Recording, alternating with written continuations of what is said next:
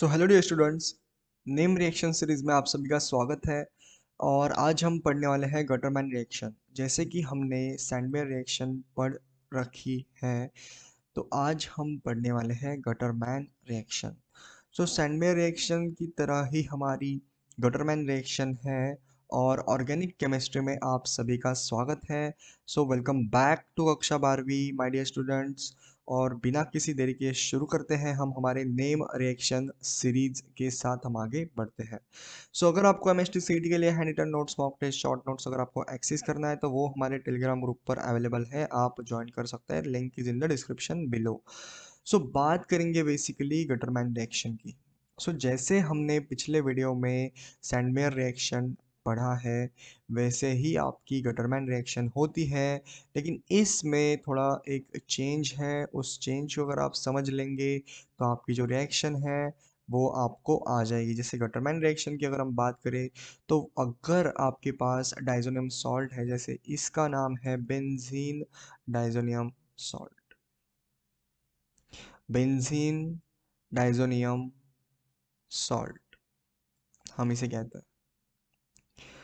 तो इसमें भी क्या होता है, आपके फॉर्म होते हैं। जैसे इसमें क्या होता है, आपका जो N2 यहाँ से है वो रिप्लेस्ड हो जाता है, यानी सब्स्टिट्यूट हो जाता है क्लोरीन से।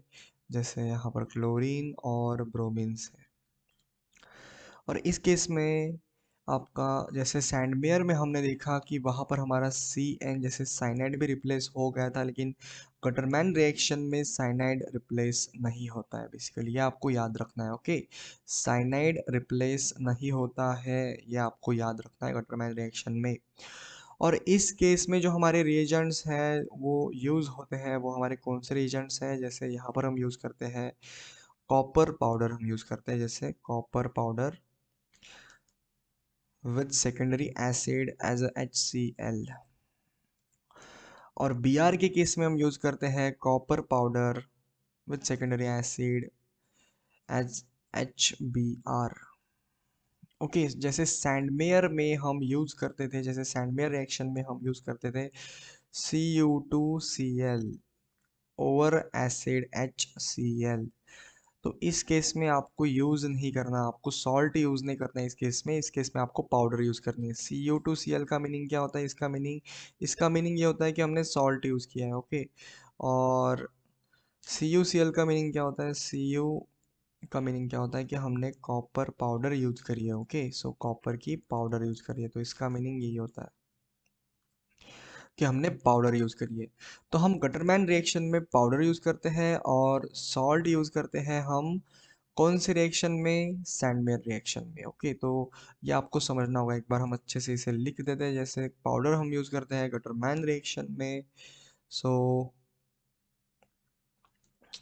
गटरमैन रिएक्शन में हम पाउडर यूज़ करते हैं और सॉल्ट हम यूज़ करते हैं सैंडमेयर रिएक्शन में। ओके, सो सैंडमेयर रिएक्शन में हम सॉल्ट यूज करते हैं। सो अभी हम एक बार अच्छे से इसे रिपीट कर देंगे आप सभी के लिए। इसके मैकेनिज्म की भी अगर हम बात करें तो वो कुछ इसका मैकेनिज्म कुछ ऐसे है। ओके, सो आपका बेंजीन डाइजोनियम सॉल्ट है यहाँ पर कुछ ऐसे। और यहाँ पर इस केस में क्या होता है, आपका जो N2 है वो रिप्लेस्ड हो जाता है। और रिप्लेस्ड होने के बाद आपका Cl जैसे क्लोरोबेंजीन यहाँ पर बन जाता है आपका।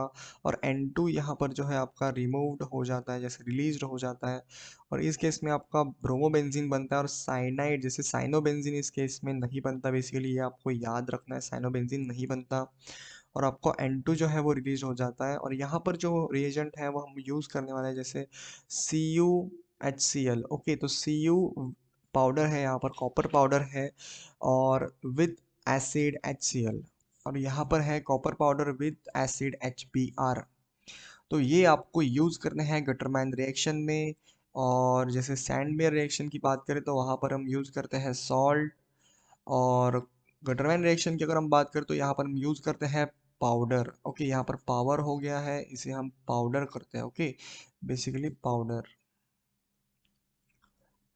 Copper powder.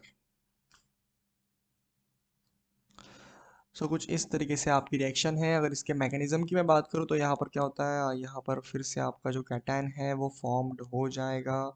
ओके, जो आपका कैटायन है यहाँ पर फॉर्म हो जाएगा जब आपका ये एन N2 जो है वो रिमूव्ड हो जाएगा, तो आपका कैटायन यहाँ पर फॉर्म होगा। अगर आपका ये कैटायन है बेंजीन रिंग पर, तो ये जो बेंजीन रिंग आपकी जो होती है ये बहुत अनस्टेबल होती है basically. Okay my dear students, unstable होती है।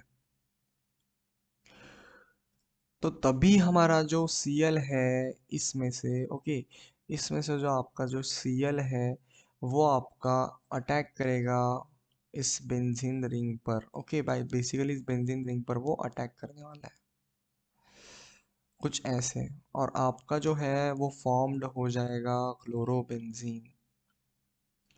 क्लोरोबेंजीन इस केस में फॉर्म्ड हो जाएगा माय डियर स्टूडेंट्स। और सैंडवेयर रिएक्शंस का जो मैकेनिज्म है इसी तरीके से आपकी गटरमैन रिएक्शन का मैकेनिज्म है।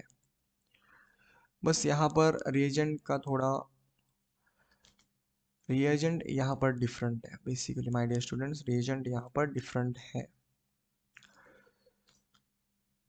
सो बात करेंगे हम, जैसे यहाँ पर हमारा क्लोरोबेंजीन बनने वाला है। ओके, HCl यूज किया तो हमारा क्लोरोबेंजीन फॉर्म्ड हो जाएगा। तो बेसिकली अगर हम इसे एक बार रिपीट कर देंगे अच्छे से तो आप सभी को समझ में आ जाएगा कि गटरमैन रिएक्शन जो है हमारी होती कैसे है। जैसे बात करेंगे बेंजीन डाइजोनियम सॉल्ट की, तो यहाँ पर जो है हमारा बेंजीन डाइजोनियम सॉल्ट है, और जब हम कॉपर विद पाउडर यूज करते हैं और विथ यूज करते हैं HCl as a secondary acid, तब हमारा फॉर्म्ड होता है Cl क्लोरोबेंजीन, और N2 गैस यहाँ पर आपका रिमूव्ड हो जाता है।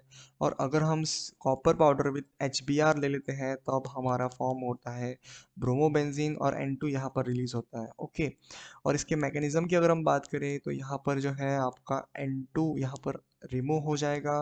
रिमूव होने के बाद यहाँ पर कैटाइन फॉर्म होगा। बेंजीन पर कैटाइन जो होता है वो अनस्टेबल होता है, और फिर जो है आपका Cl एज अ न्यूक्लियोफाइल यहाँ पर अटैक करेगा। अटैक करने के बाद आपका क्लोरोबेंजीन फॉर्म हो जाएगा।